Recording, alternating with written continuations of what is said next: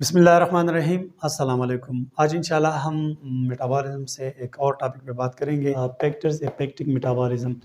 देखिए आप लोग तो मेटाबॉलिज्म जानते हैं। सपोज ये हमारे साथ कोई ड्रग है और ये हमारे साथ है एक पेशेंट।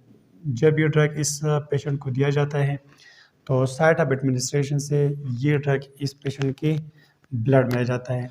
तो ब्लड में आने के बाद ये ड्रग फिर सारे टिश्यूज़ पे डिस्ट्रीब्यूट हो जाता है, मतलब इस ड्रग का फिर डिस्ट्रीब्यूशन हो जाती है। डिस्ट्रीब्यूशन के बाद ज़्यादातर ड्रग्स मतलब एक्टिव होते हैं। जब एक्टिव होते हैं तो वो इस ब्लड से फिर यहाँ पर उसका डिस्ट्रीब्यूशन हो चुका है।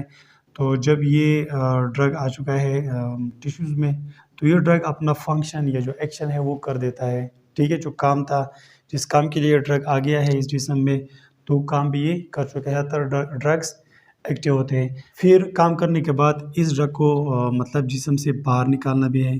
तो जब इस ड्रग को जिस्म से बाहर निकालना है तो ज़्यादातर ड्रग हमारे साथ आपको पता है कि वो लिपिड सॉल्युबल है, और लिपिड सॉल्युबल ड्रग आसानी के साथ जिस्म से एक्सक्रीट नहीं हो सकता। तो फिर इस ड्रग का मेटाबॉलिज्म ज़रूरी है।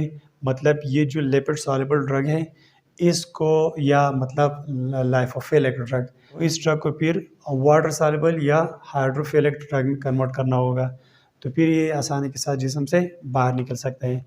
और इसके अलावा मेटाबॉलिज्म का ये भी एक इम्पोर्टेंस है कि बाज़ ड्रग, मतलब ऐसे ड्रग होते हैं कि वो हमारे जिस्म में जब अंदर आते हैं वो मतलब इनएक्टिव होते हैं, वो मतलब कोई काम नहीं कर सकता।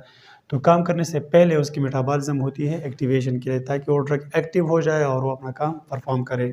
अब कुछ हमारे साथ कुछ ऐसे फैक्टर्स हैं, कुछ चीज़ें या कुछ ऐसे अवामिल हैं जो इस मेटाबॉलिज्म को या तो इंक्रीज़ कर सकता है और या डिक्रीज़। इसका मतलब ये है कि कुछ अवामिल या कुछ ऐसे फैक्टर हैं कि हमारे ड्रग मेटाबॉलिज्म इंक्रीज़ कर सकता है, और बाज़ फैक्टर इस मेटाबॉलिज्म को डिक्रीज़ भी कर सकते हैं, कम कर सकते हैं।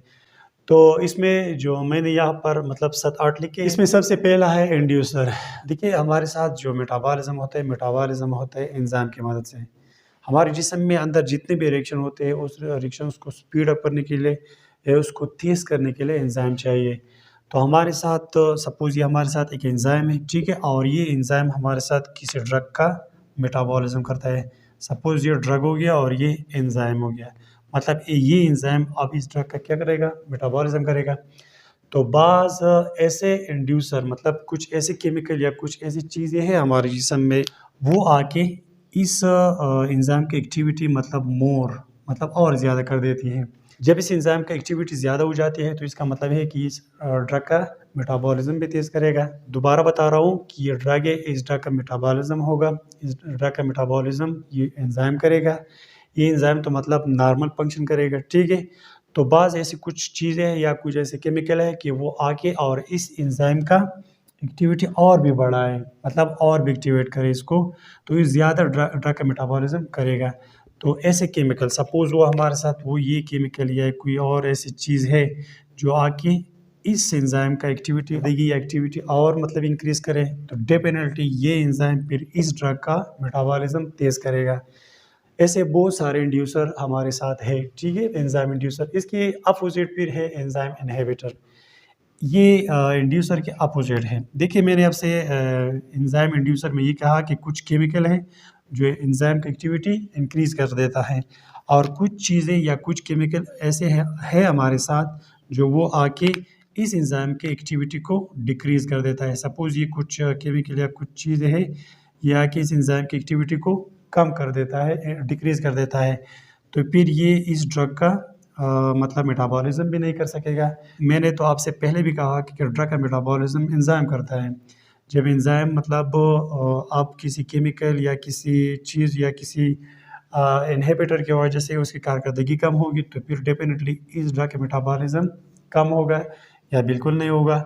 और इंड्यूसर में मैंने आपसे ये कहा कि कुछ केमिकल या कुछ चीज़ें होंगी वो आके इस एंजाइम की एक्टिविटी और भी बढ़ाएगा, तो डेफिनेटली यहाँ पर ड्रग मेटाबॉलिज्म तेज़ होगा। जी जनाब, इसके बाद फिर है physical property of a drug. Suppose ये हमारे साथ कोई एक ड्रग है, तो फिजिकल प्रॉपर्टी में इसका आता है मतलब शेप, और शेप के अलावा इसका साइज़ भी है।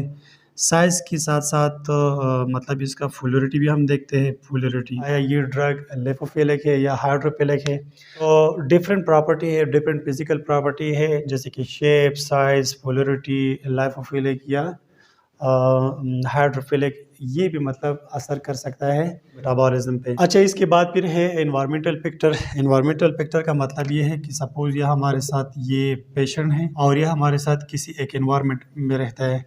तो एनवायरनमेंट में आपको पता है डिफरेंट फैक्टर हो सकते हैं जैसे कि टेम्परेचर मतलब सर्दी या गर्मी, या प्रेशर, हवा, ह्यूमिडिटी। तो ये जो फैक्टर मैंने लिखे 2-3, तो ये एक्सटर्नल फैक्टर या एनवायरमेंटल फैक्टर इस पेशेंट के इंटरनल एनवायरनमेंट को बिल्कुल अफेक्ट कर सकता है। तो जब इस पेशेंट के इंटरनल एनवायरनमेंट इफेक्ट हो जाता है इस एक्सटर्नल फैक्टर से, तो फिर डेफिनेटली मतलब अंदर उसकी मेटाबॉलिज्म पे असर होगा। इसके बाद फिर है बायोलॉजिकल फैक्टर। बायोलॉजिकल फैक्टर का मतलब ये है कि ये पेशेंट है, इस पेशेंट से रिलेटेड कोई फैक्टर होगा। सपोज़ बायोलॉजिकल फैक्टर में मैं आपको बताऊंगा कि इसमें सपोज़ एज के बारे में हम बात करते हैं। एज, अगर ये पेशेंट हमारे साथ बहुत ज़्यादा मतलब न्यू बॉर्न बेबी है या इन्फेंट है, मतलब 1 साल तक जो बच्चा है, अगर ऐसा बच्चा है और उसको हम कोई ड्रग देता है तो डेफ़िनेटली उनका मेटाबॉलिज़्म इतना अच्छा नहीं होगा। क्यों नहीं होगा? आपको पता है कि ज़्यादातर ड्रग्स का मेटाबॉलिज़्म लीवर में होता है। तो इस बच्चे का या जो छोटे बच्चे हैं इनका लीवर इतना मतलब स्ट्रॉन्ग या मतलब डेवलप नहीं हुआ, तो इसलिए इसमें वो एंजाइम नहीं होंगे जो मेटाबॉलिज़्म करता है। तो छोटे बच्चों में ख़ुसूसन इन्फेंट और न्यू बॉर्न बेबी की बात करता हूँ। अच्छा, एज में तो न्यू बॉर्न बेबी के बारे में मैंने बात की और इन्फेंट के बारे में। अगर इसके मुकाबले हम मतलब एजेड मतलब ओल्ड पीपल जो बहुत बूढ़े हैं उनके बारे में बात करें तो भी उनका लीवर इस स्टेज में मतलब ख़राब हो जाता है। मतलब अब बूढ़े लोगों में लीवर इतना अच्छा वो काम नहीं कर सकता, इतना अच्छा एंजाइम उसके नहीं बनते, तो फिर उनका भी मेटाबॉलिज़्म अच्छा नहीं होगा। तो एज एक फैक्टर है। बहुत छोटे मतलब न्यूबॉर्न या इन्फेंट और या बहुत बूढ़े, इनमें अच्छा मेटाबॉलिज़्म नहीं होगा, डिक्रीज़ होगा। अच्छा, एज के अलावा फिर हम सेक्स के बारे में बात करते हैं। सेक्स आया मतलब ये पेशेंट मेल है या फीमेल है। तो डेफ़िनेटली सेक्स या जीन्स के बारे मतलब मेल फीमेल के बारे में बात करते हैं, तो ये भी मतलब एक फैक्टर है। बाज़ ड्रग मतलब ज़्यादा मेटाबोलाइज़ होता है मेल में और बाज़ ड्रग फीमेल में ज़्यादा मेटाबोलाइज़ होते हैं। अच्छा, इसके बाद है डिजीज़ेज़। देखिए, अगर इस पेशेंट को ऑलरेडी कोई और डिज़ीज़ है, स्पेशली उसका लिवर और या मतलब इसका किडनी, तो इसका फिर मतलब मेटाबॉलिज़्म इतना अच्छा नहीं होगा। आपको पता है कि सबसे ज़्यादा जो मेटाबॉलिज़्म होता है वो लिवर में, अगर इस लिवर में कोई बीमारी है या सिरोसिस है, कोई हेपेटाइटिस है, तो फिर इसमें अच्छे मेटाबॉलिज़्म नहीं होगा। तो जो ऑर्गन मतलब मेटाबॉलिज़्म करते हैं, अगर उन ऑर्गन में कोई बीमारी या कोई मतलब वो ऑर्गन ख़राब है तो फिर मेटाबॉलिज़्म डेफ़िनेटली कम होगा। इसके बाद फिर है हार्मोनल चेंज।